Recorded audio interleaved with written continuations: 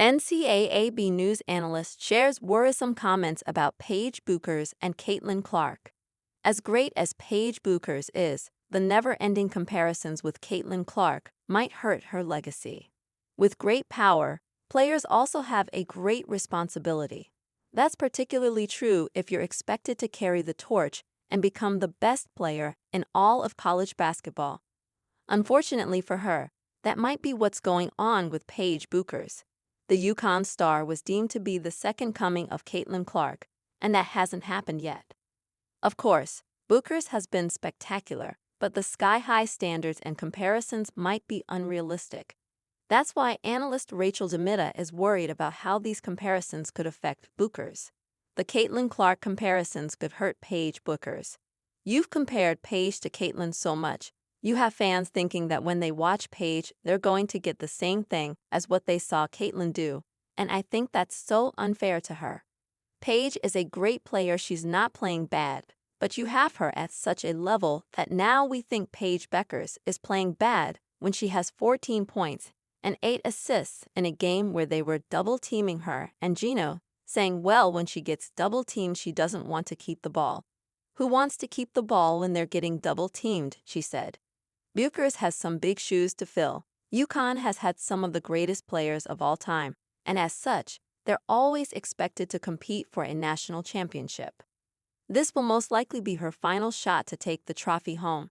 And after losing to Clark and Iowa last year, it'll be interesting to see whether she can bounce back and finally leave that ghost behind her.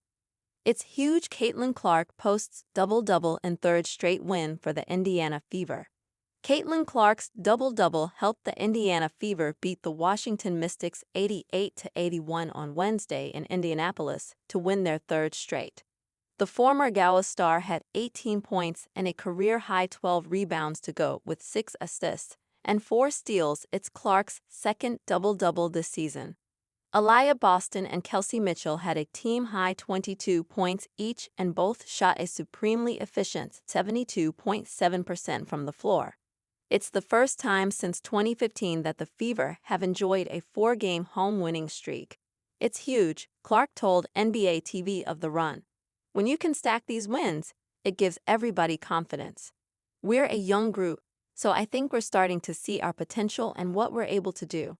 I think Aliyah's been amazing. Kelsey Mitchell has been great.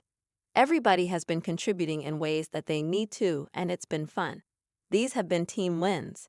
It hasn't been any individual that's been doing it all for us. And when we have that balance, I think it's really hard for other teams to guard us. The Fever held a 9-point lead going into the fourth quarter, which the Mystics quickly cut to 2 with a 9-2 run. But the Fever responded with 7 straight points to push the lead back up to 9 again and take control of the game going down the stretch. Whenever they went on a run, we always found a way to respond. Clark told NBA TV of the team's resilience. I thought we could have started a little better in the fourth quarter, but we found a way to get it done. The second quarter was tougher for us. They made a few threes. Overall, I thought we just found a way to win, chipped away, didn't let them get back in it at the end. Ariel Atkins had a game-high 27 points for the Mystics, whose 2-13 record is the worst in the WNBA. Clark and the Fever now go on a 5-game road trip, which begins against the Atlanta Dream on Friday. For more CNN news and newsletters, create an account at CNN.com.